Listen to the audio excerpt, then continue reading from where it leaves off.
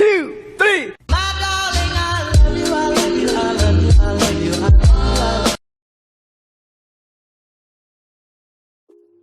Bismillahirrahmanirrahim. Ketemu lagi dengan Miss Sari. Oke, ini adalah pertemuan terakhir ya yang membahas bilangan berpangkat dan bentuk akar. Pada pertemuan kali ini Miss akan mereview lagi materi untuk persiapan penilaian harian pertemuan berikutnya ya. Jadi Miss akan memberikan kisi-kisi, bedah kisi-kisi nih jadi judulnya ya. Simak baik-baik, mudah-mudahan nanti kalian mendapatkan nilai yang maksimal pada penilaian harian nanti. Oke, simak baik-baik.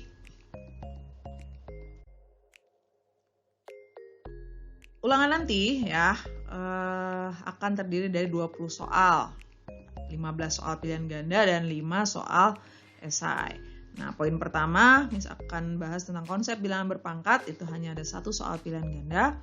Lalu ada operasi hitung berpangkat berdasarkan sifat-sifatnya ya. Ini ada 8 soal pilihan ganda dan 2 esai. Lalu konsep bilangan bentuk akarnya 1 pilihan ganda. Lalu operasi hitung berdasarkan sifat bilangan bentuk akar itu ada 3 pilihan ganda dan 2 esai. Dan terakhir merasionalkan penyebut bentuk akar 2 pilihan ganda dan 1 esai. Oke, Miss akan review kembali materinya, sekedar merefresh ya apa aja sih yang sudah kita pelajari selama kurang lebih 2 minggu ini ya. Yang pertama tentang konsep bilangan berpangkat. Nah, ingatkan bahwa perpangkatan atau eksponen itu adalah perkalian berulang dari suatu bilangan yang sama. Nah, jika A bilangan real lalu N-nya bilangan positif, jadi A pangkat N itu adalah A kali A kali A kali A terus sebanyak N kali. Kemudian ini Miss berikan contoh. Contohnya itu nanti tuliskan bentuk 3 pangkat 4 menjadi bentuk perkalian. Jadi 3 pangkat 4 itu adalah 3 kali 3 kali 3 kali 3. Oke. Bentuk yang kedua, operasi hitung berdasarkan sifat bilangan berpangkat. Miss ingatkan kembali sifat-sifatnya ya, ada 4. Sifat perkalian itu kalau dikalikan maka pangkatnya ditambah. Lalu ada sifat pembagian. Kalau pembagian maka pangkatnya dikurang. Lalu sifat perpangkatan, kalau ada bilangan berpangkat dipangkatkan lagi maka pangkatnya dikali. Kemudian yang terakhir adalah sifat perpangkatan pada perkalian atau pembagian, maka boleh dikalikan dulu baru dipangkatkan atau dipangkatkan dulu baru dikaliin. Sama saja ya, tinggal mana yang memudahkan. Selanjutnya pangkat bilangan bulat negatif dan 0. Masih ingat cara menemukannya ya. Yang penting kalian ingat bahwa semua bilangan kalau dipangkatkan 0 itu hasilnya 1. Sedangkan pangkat negatif bukan negatif hasilnya tapi berkebalikannya. Ya, jadi kalau pangkat A pangkat min M itu sesungguhnya adalah 1 per A pangkat M. Ya, diingat. Contoh soalnya. Pertama, bentuk sederhananya ya.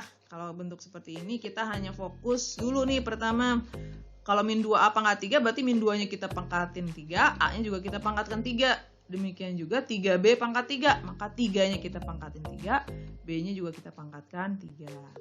Nah, lalu langsung ya yang angka-angka kita kalikan nih, min 2 pangkat 3 itu min 8. Min 8 kali 3 min 24. A pangkat 3, B pangkat 2.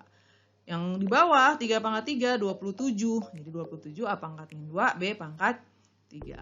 Nah, sekarang yang bilangan pokoknya sama. Ingat, perkalian ditambah, pembagian dikurang.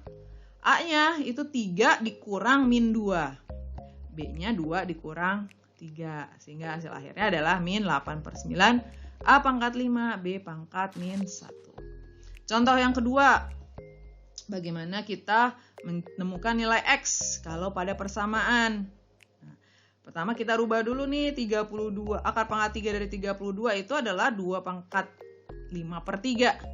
Nah, karena udah sama-sama nih ya. 2 pangkat X itu sama dengan 2 pangkat 5 per 3, maka X-nya adalah 5 per 3. Gitu. Oke? Ya, poin yang ketiga ini adalah konsep bilangan bentuk akar. Nah, ini ada satu soal pilihan ganda ya. Ingatkan, bilangan rasional itu adalah bilangan yang dapat dinyatakan dalam bentuk A per B. Nah, bentuk akar itu adalah bilangan yang hasilnya bukan bilangan rasional gitu. Jadi bukan atau tidak bisa menjadi bentuk A per B gitu. Atau bilangan bentuk akar itu adalah yang tidak merupakan bilangan kuadrat. Jadi hasilnya itu tidak bilangan bulat. Contohnya ada akar 2, akar 3, akar 5. Ini bentuk akar karena kalau kita cari hasilnya tetap bilangannya itu panjang gitu. Kalau pakai kalkulator aja panjang, nggak merupakan bilangan bulat. Nah, sebaliknya akar 4, akar 9, akar 16 walaupun ada tanda akarnya, dia bukan bentuk akar karena merupakan bilangan kuadrat. Ada hasilnya itu bilangan bulat gitu. Akar 4 2, akar 9 3 dan akar 16 4 ya. Jadi harus ingat nih ya, nanti bentuk soalnya seperti ini, mana yang bentuk akar, mana yang bukan. Oke, selanjutnya yang keempat ini adalah operasi hitung berdasarkan sifat bilangan berpangkat. Ada 3 pilihan ganda dan 2 esai. Berdasarkan sifat bilangan bentuk akar ya. Nah, pertama adalah mengubah dan menyederhanakan bentuk akar.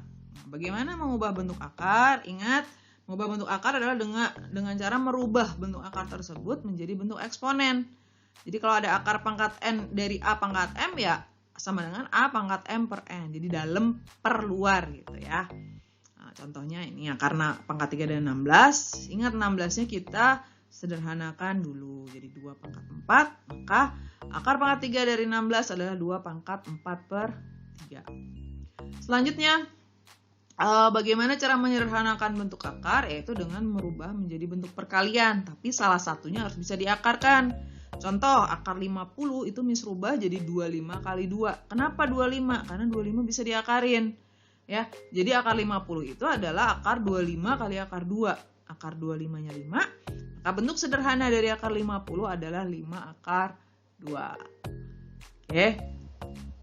Selanjutnya sifat-sifatnya. Sifat-sifat dari bilangan bentuk akar yang pertama adalah perkalian atau pembagian. Ya. Kalau sifat perkalian atau pembagian prinsipnya adalah langsung aja kita kalikan atau kita bagi ya. Nggak perlu tunggu dia sama atau enggak. Beda dengan penjumlahan atau pengurangan. Kalau penjumlahan pengurangan syaratnya bentuk akarnya harus sama. Jadi sama seperti aljabar, hanya bisa ditambah atau dikurang kalau variabelnya sama ya. Nah, sifat yang ketiga itu adalah perkalian atau pembagian dengan koefisien bukan 1. Kalau yang pertama tadi kan 1. Nah, ini bukan 1. Maka prinsipnya adalah yang di luar dikalikan dengan yang di luar, yang di dalam kita kalikan dengan yang di dalam. Dan yang terakhir adalah sifat perkalian pada bentuk akar. Nah, jadi ini nih yang kepake buat itu ya. Ingat, kepake buat merasionalkan penyebut. Ya, jadi kalau ada min sama tambah, ini intinya adalah ini dikuadratkan, dikurang ini yang dikuadratkan. Gitu. Oke? Kita lihat contohnya untuk operasi hitung bentuk akar. Yang pertama adalah akar 8 tambah akar 50 dikurang 3 akar 2. Ingat, penjumlahan atau pengurangan hanya boleh kalau bentuk akarnya sama. Nah, kalau kalian mudah menyerah ngeliat begini, nggak bisa dikerjain. Padahal kita bisa sederhanakan dulu. Kita rubah dulu nih akar 8 sama akar 50. Karena udah ada contekannya nih, akar 2, maka pasti akar 8 itu kita rubah menjadi berapa kali 2 gitu. Akar 50 pun kita rubah menjadi berapa kali 2. Nah, akar 8 itu adalah 4 kali 2. Akar 50, 25 kali 2. Nah, 4 kali 2 berarti 2 akar 2. Akar 50 berarti 5 akar 2 dikurang 3 akar 2. Karena udah sama-sama akar 2, tinggal kita jumlahkan nih. 2 tambah 5, 7. 7 kurang 3, 4. Jadi hasilnya adalah 4 akar 2. Satu lagi. Hasil dari akar 200 bagi akar 5. Langsung aja ya. 200 bagi 5 berarti akar 40. Nah, jangan sampai sini. Masih bisa disederhanakan. 40 itu adalah 4 kali 10. Nah, akar 4, 2. Maka hasil akhirnya adalah 2 akar 10. Gitu ya. Jadi, sampai bentuk paling sederhana. Oke, poin selanjutnya yang terakhir adalah merasionalkan penyebut bentuk akar. Nah, jadi terkadang kalau kita lihat itu bentuk pecahannya bawahnya atau penyebutnya itu masih bentuk akar. Padahal untuk menyederhanakan itu penyebutnya harus kita rasionalkan. Jadi jangan sampai bentuk akar. Nah, caranya apa? Ya dengan mengalihkan pembilang dan penyebutnya dengan akar sekawan penyebutnya. Jadi kita fokus sama penyebutnya. Ya, apa saja akar sekawannya? Nah, ini ingatkan kembali.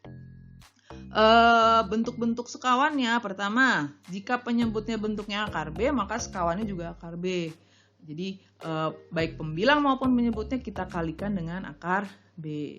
Selanjutnya bentuk yang kedua, kalau dia A tambah akar B, intinya kalau dia tambah, maka sekawannya adalah kurang. Maka pembilang dan penyebut dikalikan dengan A dikurang akar B. Dan yang terakhir, sama ya, kalau dua-duanya bentuk akar pun, yang penting, kalau min berarti sekawannya plus gitu. Selalu berlawanan. Oke, nah, mudah-mudahan masih ingat. Nah, sekarang contoh soalnya.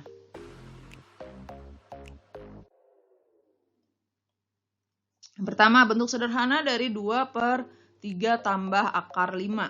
2/3 tambah akar 5, berarti kita kalikan sekawannya nih. Kalau tambah, sekawannya kurang.